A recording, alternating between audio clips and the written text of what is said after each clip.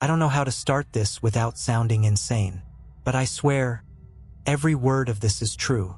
It started when my friend Jason found an old Ouija board in the attic of his grandmother's house.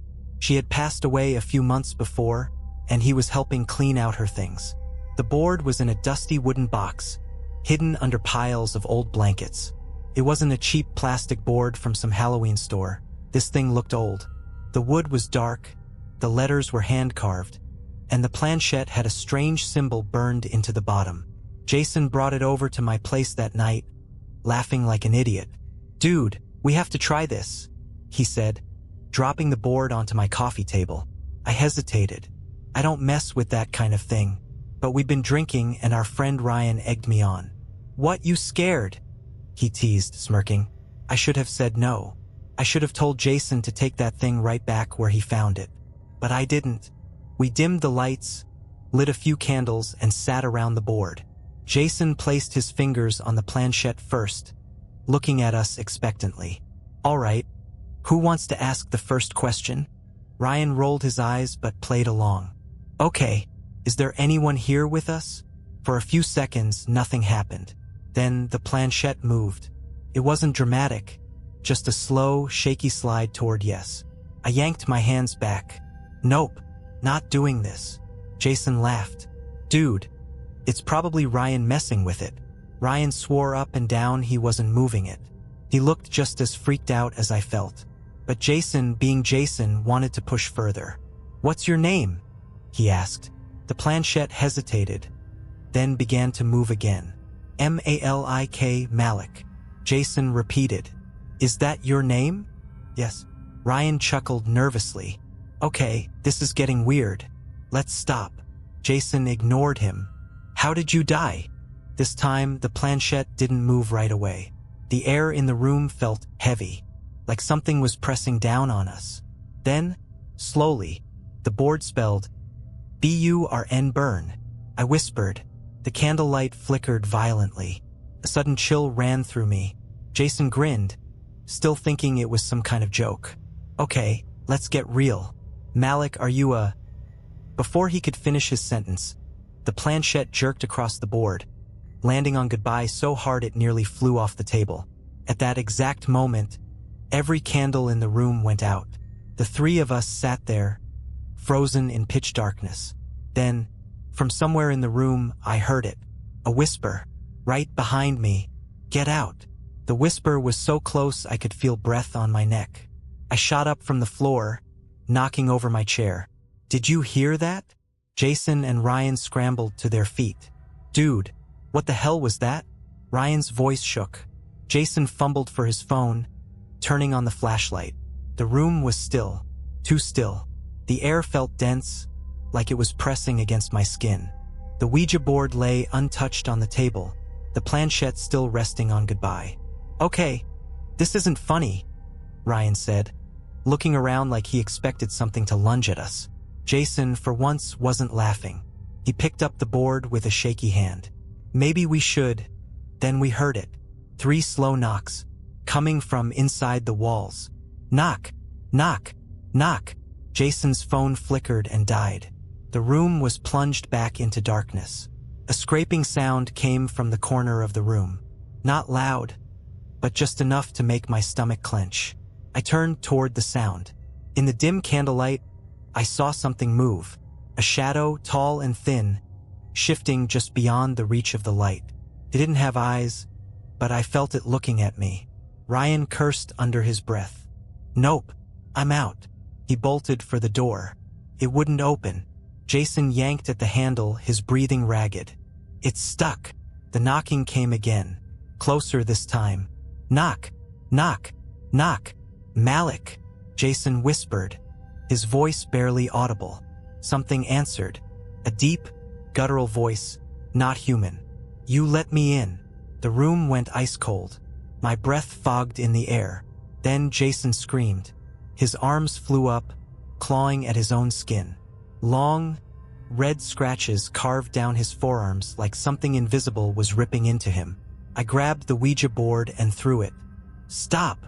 I shouted, desperate, shaking. The board hit the ground. The second it did, the air shifted. The heaviness lifted. The door unlocked. Ryan didn't hesitate. He flung it open and we sprinted out of there, leaving the board behind. We never talked about that night again. Jason refused to tell us what he felt in those few seconds before we escaped. But weeks later, I saw the scratches on his arms again. They hadn't healed. And sometimes, in the dead of night, I still hear those knocks. We left the board behind that night. That should have been the end of it. But it wasn't. For the next few weeks, things changed. Jason barely spoke. He stopped answering texts, skipped work, and looked like he hadn't slept in days. When I finally showed up at his apartment unannounced, I found him sitting in the dark, staring at the wall. His arms were worse. The scratches had spread, deep, angry gashes running from his wrists to his elbows. They looked infected, blackened at the edges. "What the hell is happening to you?" I demanded. He didn't answer right away. His bloodshot eyes flicked toward me. And then, in a hoarse whisper, he said, "It followed me." My stomach dropped. Jason pulled up his sleeve. "It doesn't let me sleep. Every night I hear the knocks. Every night I feel it standing over me, waiting." I forced a laugh, trying to keep my voice steady. "You need to see a doctor, man." Jason just smiled. A weak, tired, hollow smile. "A doctor can't fix this." That's when I heard it. A whisper, right behind me. "He's mine now." I spun around, but nothing was there. Just shadows stretching across the apartment walls. I turned back to Jason, and my breath caught in my throat. His eyes had rolled back. His mouth hung open in a silent scream. His body was rising off the couch, lifted by something unseen. "Jason!" I lunged forward, grabbing his arm, but the second I touched him, I felt it. Cold hands. All over me, clawing, pulling, dragging. The apartment lights flickered violently. Jason's body convulsed, his back arching unnaturally. Then everything went dark. I don't know how long I stood there, frozen, my heart pounding in my ears. But when the lights came back, Jason was gone. The only thing left was his phone, lying on the couch, the screen flickering with a single, unread message. "Goodbye." I ran and never looked back. That was 3 years ago. Jason was never found. But sometimes, late at night, when everything is silent, I hear it again. Knock, knock, knock. And I know deep down, it's not over. 3 years. 3 years of trying to forget. But some things don't let you go. Jason was gone, but I never stopped feeling like I was being watched. Shadows moved in the corners of my apartment. Whispers slithered through the silence at night. And the knocks. God, the knocks. Knock, knock, knock. Always at 3:33 a.m. Always from inside the walls. I moved 3 times. Burned sage. Saw a priest. Nothing worked. Followed me, just like it followed Jason. Then last week I got a text. "Unknown number, help me. It won't let me go." My chest tightened. I knew that number.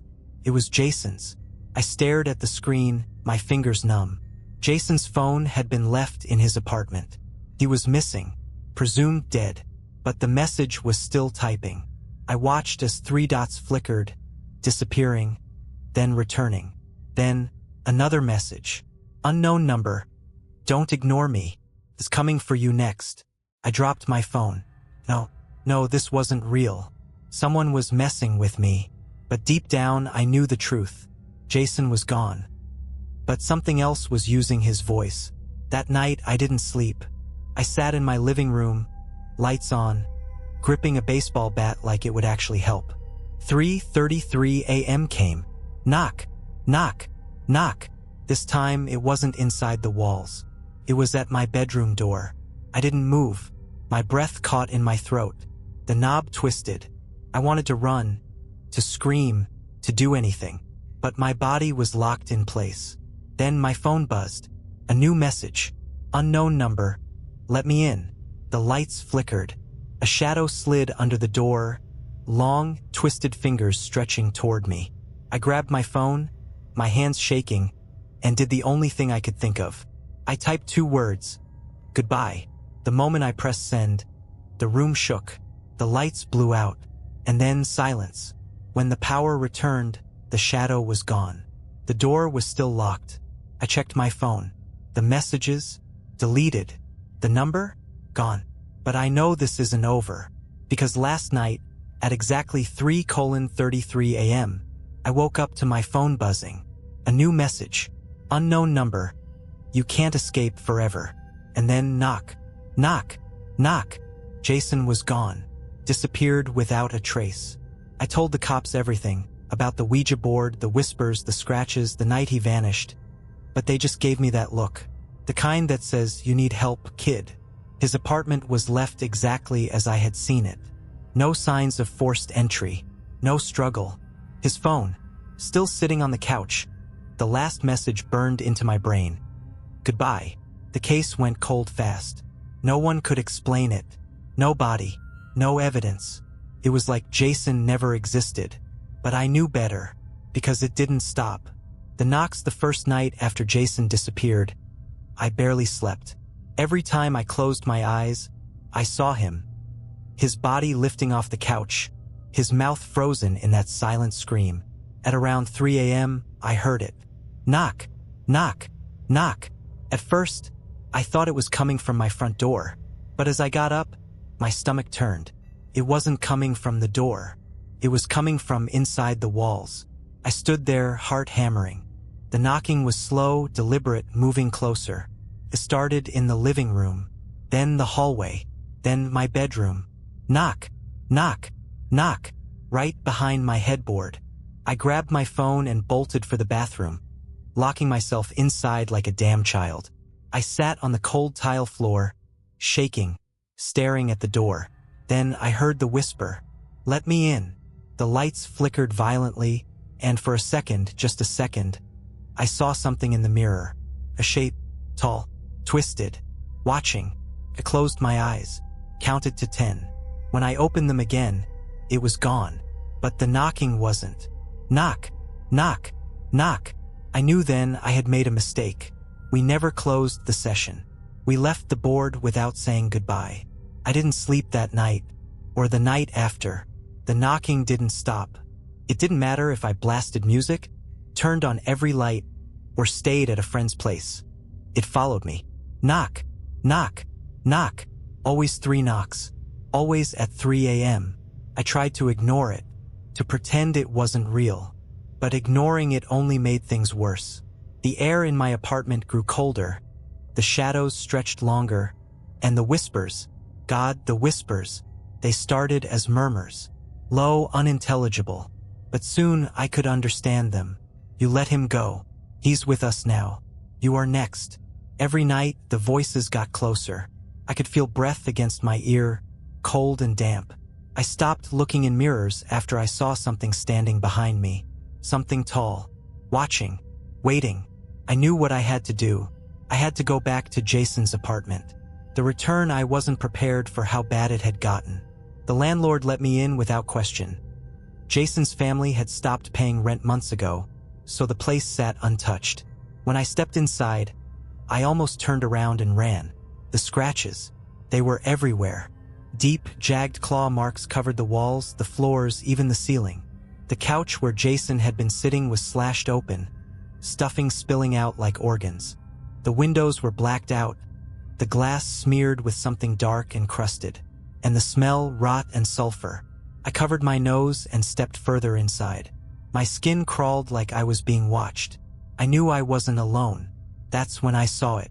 The Ouija board. It was still on the floor where we had left it. But now something was different.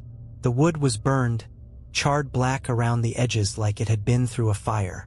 The letters were barely visible beneath the soot, but the planchette was moving. I wasn't touching it. No one was touching it.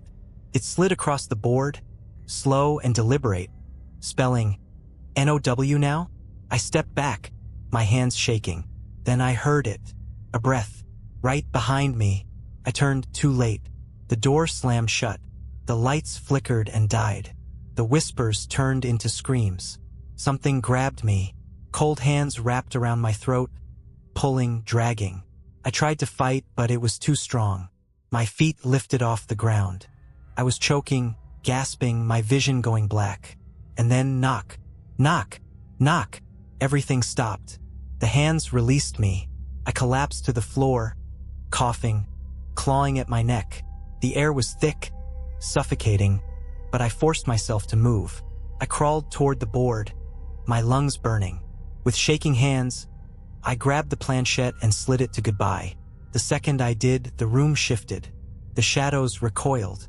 The temperature rose. The pressure in my chest eased. Then I heard Jason's voice. Run. I didn't hesitate. I ran. But it's not over. I moved out of my apartment the next day. Left the city. Left everything behind. But deep down, I know it's still out there. Because every night, no matter where I go, no matter how far I run, at 3 a.m., I hear it. I thought leaving the city would keep me safe. Didn't. The knocks followed me. Every night. Different places, different walls, same damn pattern. 3 a.m. knock. Knock. Knock. I stopped sleeping. I stopped eating. My new apartment felt just as cursed as the last. No matter how much I ran, I felt that same heavy presence. Like something was waiting for me to break. I started seeing things in the corners of my vision. Dark figures, twisted shadows that moved when they shouldn't. My reflection lingered in the mirror a second too long. And then I got the text. From Jason. The message from the dead. It was 2:59 a.m. My phone buzzed on my nightstand. Unknown number. I almost didn't check it.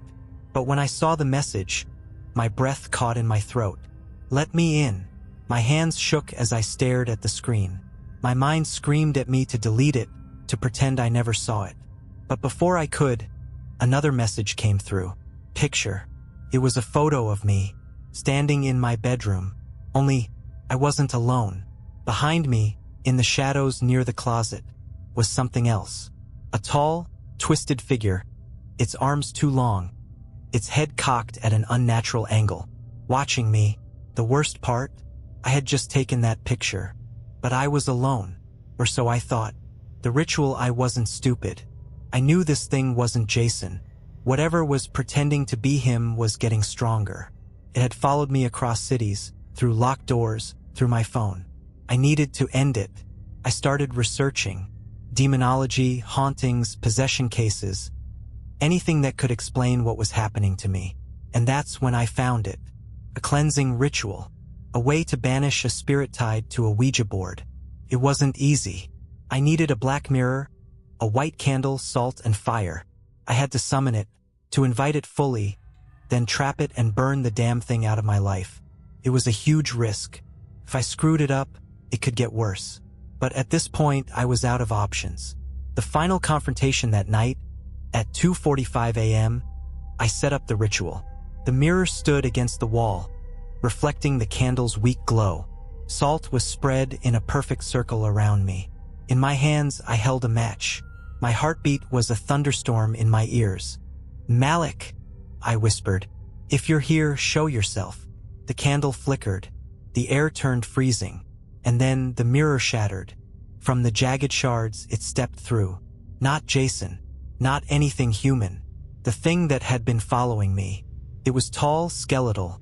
Its mouth stretched into a grotesque grin. It had no eyes, just deep, black holes that seemed to pull the light in. It opened its mouth and screamed. The candle exploded, plunging me into darkness. The air pressed down on me, heavy, suffocating. I felt hands, dozens of cold, clawing hands, grabbing at my arms, my legs, my throat. I could barely breathe. My vision blurred. My body lifted off the ground. And then I struck the match. The second the flame caught, the room erupted with light. The salt circle ignited like a ring of fire. The thing shrieked, thrashing, its body contorting violently. You are not Jason. My voice shook, but I forced the words out. You are not welcome. Leave, now. The entity convulsed, its form crumbling, black smoke pouring from its gaping mouth. With every ounce of strength, I threw the match into the mirror shards. The flames engulfed the remains. A final ear-splitting scream, and then silence. The pressure lifted. The air warmed. And for the first time in months, the knocking stopped. The aftermath that was 3 weeks ago. I haven't heard the knock since. The air feels lighter. The shadows don't seem to watch me anymore. But I know better than to believe it's over. Jason is still gone. His body was never found. And sometimes, late at night, I wake up to my phone buzzing. Unknown number. No message. No picture. Just silence. But I don't answer. Because I know. It's waiting. I wanted to believe it was over. For 3 weeks, there were no knocks. No whispers. No shadows moving in the corners of my vision. My apartment felt lighter. The air normal again. But deep down, I knew. Something was still wrong. Jason was still gone. And the texts hadn't stopped. Unknown number. No message. No image. Just the screen lighting up at 3 a.m. every single night. I ignored them at first. Turned my phone off. Got a new number. None of it worked. The calls started next. Always static on the other end. Faint breathing. Like someone just waiting. Then one night I picked up. I don't know why I did it. Maybe I thought Jason was still out there. Maybe I was just sick of running. But I pressed answer and put the phone to my ear. For a few seconds, there was silence. Then, in a voice I hadn't heard in months, "Help me, Jason." The descent into hell. I didn't sleep after that. I replayed his voice over and over in my head. The way it sounded far away, like it was coming through layers of static and distortion. But it was him. I know it was him. That's when I made my decision. I had to go back. Back to the place where it all started. The house, Jason's grandmother's house, had been abandoned since her death. It stood rotting and forgotten at the edge of town, surrounded by dead trees and overgrown weeds. It looked worse than I remembered. The windows were boarded up, the paint peeled from the walls like dead skin. The front door hung slightly open, creaking in the cold wind. It was waiting for me. I stepped inside, my breath visible in the freezing air. The house was dark, silent. Dust coated the floors. The furniture sat untouched, like a snapshot of a life long gone. And then I heard it. Knock, knock, knock, came from above me. The attic, the place where Jason first found the Ouija board. My stomach twisted into knots. Every instinct screamed at me to run. But I climbed the stairs anyway. The truth, the attic door was open. A single, flickering candle burned in the center of the room. And next to it, the Ouija board. It looked different. The wood was even darker now, the letters almost unreadable. The planchette twitched slightly, as if something unseen was waiting for me to touch it. And then a whisper. Sit. I couldn't move. My legs carried me forward against my will, and before I even realized it, I was on my knees in front of the board. I don't know why I did it. Maybe it had been controlling me all along. Maybe I was always meant to finish what we started. I placed my fingers on the planchette. The air around me froze solid, and the board moved. Jason, Jason. My throat went dry. My hands trembled.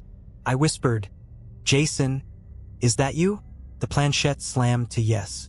I felt a sob rise in my chest. Where are you? The planchette hesitated. Then, slowly, it spelled HELL. The choice. The candle flickered violently. The shadows around me stretched and twisted, moving in ways that weren't natural. I felt it then. Something behind me, watching, waiting. The whisper came again. So close I felt breath against my neck. Trade. My blood turned to ice. It wanted me to take Jason's place. I had two options. Leave and never look back, or stay and bring him home. The air was suffocating. My lungs burned. I was losing time. Jason's voice was suddenly everywhere. Soft, desperate, pleading. Please, help me, please. I squeezed my eyes shut, took a deep breath, and then, with everything I had left, I flipped the board over. The candle went out. The attic exploded with noise, screams, roars, a wind so strong I thought the house was going to collapse. Something grabbed me, yanking me backward into the darkness. I fought like hell. I reached blindly, my fingers scraping across the wooden floor, and I found Jason's hand. I pulled. The shadows howled in fury. And then, the end, I woke up outside. Jason was next to me, unconscious, barely breathing, but alive. The house was gone. Just an empty lot, as if it had never existed. The sky above us was clear, the first hint of sunrise painting the horizon. Jason didn't wake up for 2 days. When he did, the first thing he whispered was, "We should have never played." The aftermath, we never spoke of it again. The board was gone. The knock stopped. But something in Jason changed. He was never the same. Always quiet. Always watching the shadows like he expected something to crawl out of them. I moved far away, tried to rebuild my life. But sometimes, in the middle of the night, I still wake up gasping, my chest tight with the memory of that place. And last night, for the first time in years, at 3 a.m., I heard it. Knock, knock, knock.